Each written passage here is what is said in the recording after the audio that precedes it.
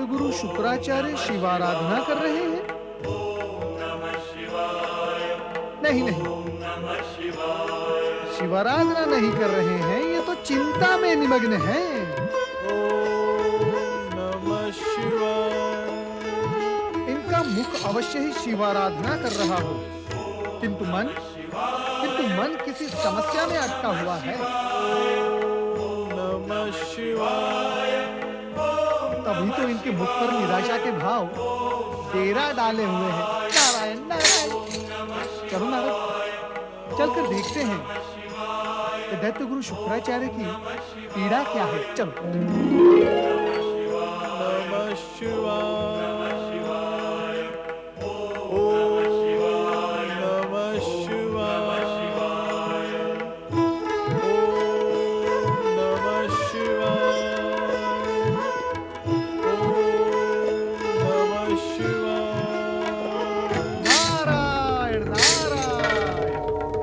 दैत्य गुरु शुक्राचार्य, नारद का प्रणाम स्वीकार करें। कहो, किस प्रयोजन से आना हुआ? नारद का तो सदा एक ही प्रयोजन होता है दैत्य गुरु, और वो है परहित। परहित और लोक कल्याण के कारण ही तो परमपिता ब्रह्मा जी ने मेरी उत्पत्ति की थी। मेरा हित विचार कर आए हो, किंतु मुझे तुम्हारे सहयोग की आवश्यकता नहीं है। किंतु दैत्य गुरु, आपके मुख पर व्याप्त वो चिंता जो आपके मन से चलकर आई है, उसने मेरे भी मन को चिंतित किया है। क्या ऐसी स्थिति में मैं आपकी सहायता नहीं कर सकता? तुम तो देवताओं के शुभ चिंतक हो देवर्षि नारद। तुम्हारी कुटिलता में भली भांति जानता हूँ। तुम्हारी मुस्कान की ओट में छिपी छल कपट और घातक भावना को भी देख सकता हूँ मैं। तुम तो देवताओं के शुभ चिंतक हो, दैत्य गुरु की तुम क्या सहायता करोगे? चले जाओ यहाँ से।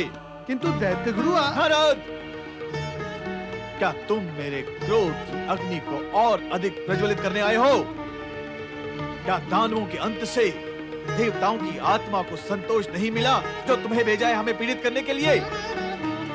क्या देवता अपने को अजय समझ बैठे हैं जो तुम्हें भेजा है पराजित दानवों के गुरु का उपहास करने के लिए? नहीं दैत्य गुरु, नहीं। भ्रम हुआ है आपको। आपका क्रोध सूखे पत्ते की भांति अग्नि को पकड़ने में विलंब नहीं करता है। धैर्य को शीघ्र खो बैठते हैं आप, और फिर रोष प्रकट करने की धुन में आप दूसरों की सद्भावनापूर्ण बातें सुनने के पक्ष में ही नहीं होते। नारायण नारायण, इससे आश्चर्य नहीं दुख होता है दैत्य। नारद, तुम जिधर से आए हो अब विलंब उधर लौट जाओ, अन्यथा अनर्थ हो जाएगा।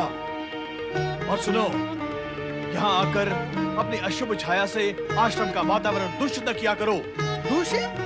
नारायण नारायण, दूषित तो तब होगा ना जब दूषित होने से पूर्व वो स्वच्छ हो। जहाँ का वातावरण पहले से ही दूषित हो, उसे और अधिक दूषित कैसे और कौन करेगा? नारद, क्या कहा तुमने? हमारे आश्रम का वातावरण दूषित है? और नहीं तो क्या शुद्ध और स्वच्छ है। जहाँ सदा क्रोध का धुआं उठता हो, वहाँ का वातावरण शुद्ध कैसे रहेगा? जहाँ देवताओं की सदा शयता का विरोध हो और दानवों के उत्थान का विचार होता हो, वहाँ का वातावरण स्वच्छ कैसे रहेगा दैत्य गुरु? जो है ही नहीं उसके होने का दम भरना, और जो है उसका अस्वीकार करना, क्या ये कुटैव और दुष्प्रवृत्ति पतन के कारणों की उत्पत्ति नहीं करती? नारद, आज तुम आवश्यकता से अधिक बोल रहे हो सकता है आवश्यक होने पर मुझे आवश्यकता से अधिक बोलना पड़ा हो, किंतु जो कुछ बोला है सत्य बोला है। और आप ये भी सुन ले दैत्य गुरु शुक्राचार्य कि नारद जहां भी जाता है वहां शुभ विचार और परोपकार का संदेश लेकर ही जाता है। इसलिए मैं और मेरी परछाई अशुभ हो ही नहीं सकते, ना ही मेरे द्वारा वातावरण अशुद्ध हो सकता है। और यह भी सत्य है दैत्य गुरु शुक्राचार्य कि मैं युगों से स्वर्गलोक गया ही नहीं। इसलिए देवताओं द्वारा मुझे आपके पास भेजने का प्रश्न ही उत्पन्न नहीं होता। मैं यहाँ स्वेच्छा से आया हूँ और स्वयं यहाँ से चला भी जाऊंगा। तो फिर जाते क्यों नहीं? जा रहा हूँ, मैं अवश्य जाऊंगा, किंतु जाने से पहले मैं ये सत्य प्रकट करना चाहता हूँ कि दुखी, चिंतित अथवा क्रोधित होने पर भगवान भोलेनाथ की आराधना करने से भगवान भोलेनाथ कदापि प्रसन्न नहीं होते। यदि आपकी बुद्धि आपका साथ देने में और मेरा परामर्श मानने की स्थिति में है, तो आपके हित में मैं आपसे ये कहूंगा कि आप स्वयं भगवान भोलेनाथ के पास कैलाश जाकर उनके दर्शन करें और अपने मन की ये व्यथा उनसे कहें। आपने शिवाराधना करके अनेक सिद्धियां प्राप्त की हैं, फिर कैलाश जाने में संकोच कैसा? नारायण नारायण।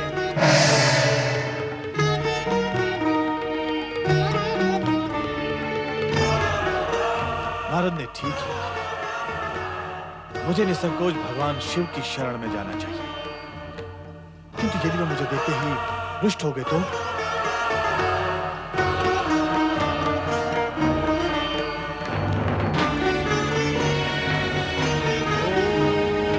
नमः शिवाय। ओम नमः शिवाय। प्रणाम देवर्षि। कल्याण भव। देवर्षि, आपका कैलाश पर स्वागत है। स्वागत? कैलाश पर स्वागत? नारायण नारायण। नंदी महाराज, जब कैलाश पर भगवान भोलेनाथ और माता पार्वती ना हो तो ऐसे रूखे सूखे स्वागत से मन प्रसन्न नहीं होता। आप दुखी न हो देवऋषि, वे गगन विहार के लिए गए हुए हैं, अभी लौटते ही होंगे। भृंगी, यदि मुझे ज्ञात होता कि भगवान भोलेनाथ और माता पार्वती गगन विहार के लिए गए हुए हैं तो मैं उनके दर्शन गगन में ही कर लेता। उनके दर्शन के लिए आपको प्रतीक्षा करनी होगी देवऋषि। नहीं भृंगी, मैं प्रतीक्षा करने की अपेक्षा मैं उन्हें गगन में ही ढूंढ लूंगा। मेरे लिए उनसे अविलंब मिलना अति आवश्यक है। नारायण नारायण। भगवान भोलेनाथ की जय। माता पार्वती की प्रभु, देवर्षि नारद आपके दर्शन के लिए आए थे और अभी-अभी आपको ढूंढने के लिए गगन की ओर गए हैं। हम जानते हैं कि नारद यहाँ आए थे, किस लिए आए थे ये भी हम जानते हैं, इसलिए चिंता का कोई कारण नहीं। अर्थात आपने जानबूझकर नारद को दर्शन नहीं दिए स्वामी? सत्य यही है देवी। यदि हम नारद से मिल लेते तो देव दानवों के मध्य एक नया विवाद आरंभ हो जाता और जगत में फिर वही अशांति व्याप्त हो जाती।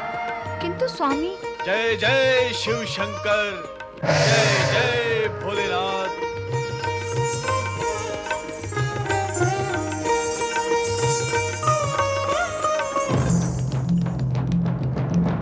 मेरे अपराध को क्षमा करें विश्वेश्वर। मैं यहाँ आपसे कुछ निवेदन करने के लिए उपस्थित हूँ। अपने इस भक्त पर दया दृष्टि रखें भोलेनाथ। दया दृष्टि तुम पर? तुम हमसे दानवों के उत्थान का आश्वासन मांग रहे हैं। वो असुर जिनके निर्बल होने से सर्वत्र शांति छाई हुई, उस शांति को भंग करके देव दानव के मध्य संघर्ष का नया सूत्रपात करना चाहते हो तुम। दानवों के उत्थान से संघर्ष कैसे होगा देवेश्वर? अब शुक्राचार्य जैसे ज्ञानी के समक्ष यह भी स्पष्ट करना पड़ेगा कि दानवों के उत्थान से परिणाम क्या होगा। दुष्वृत्ति से पूर्ण, अहंकारी, कामी, क्रोधी का यदि उत्थान हो गया तो क्या वो शांत बैठा रहेगा? नहीं, ना तो वो स्वयं शांत रहेगा और ना ही अन्य प्राणियों को शांत रहने देगा। मद और अहंकार में आकर वो अपनी शक्ति का दुरुपयोग करने से कभी चूकेगा नहीं और उसकी ये चूक बीज बनकर अशांति की खेती खड़ी कर देगी। कहो दैत्यो, क्या तुम चाहोगे कि जगत में अशांति रहे? अशांति तो कोई नहीं चाहता भोलेनाथ। चाहते हैं, दैत्य सदा अशांति चाहते हैं और जो अशांति चाहते हैं उनका उत्थान न होने में ही जगत का कल्याण है। जगत के कल्याण की कामना करने वाला दैत्यों के उत्थान की कामना कैसे कर सकता? इतने पर भी प्रभु, दैत्य, दानव, असुर इस सृष्टि के अभिन्न अंग हैं। उन्हें भी अपने विकास और उत्कर्ष का अवसर मिलना ही चाहिए। सृष्टि के अभिन्न अंग कंकड़, पत्थर और कंटक भी, विषैले और हिंसक प्राणी भी सृष्टि के अभिन्न अंग हैं। तो क्या अब उनके उत्थान का आयोजन करना होगा? उत्थान उसी का विचारा जाता है जो सृष्टि के लिए शुभ और कल्याणकारी हो। अभिन्न अंग की महत्ता उसकी उपादेयता और सदाशयता से आकी जाती है शुक्राचार्य। दानवों के उत्थान का स्पष्ट अर्थ है पृथ्वी पर अशांति उत्पन्न करना। इसलिए हमने तुम्हारी आराधना का उत्तर नहीं दिया। महेश्वर, दैत्य गुरु होने पर भी मैं दैत्यों के हित के लिए कुछ नहीं कर सकता, तो मेरे गुरु होने का अर्थ ही क्या रह जाता है महेश्वर? यदि इस जगत में मेरा जीवन अनावश्यक और निरर्थक है, तो इसका अंत कर दीजिए भोलेनाथ, अभी इसका अंत कर दीजिए।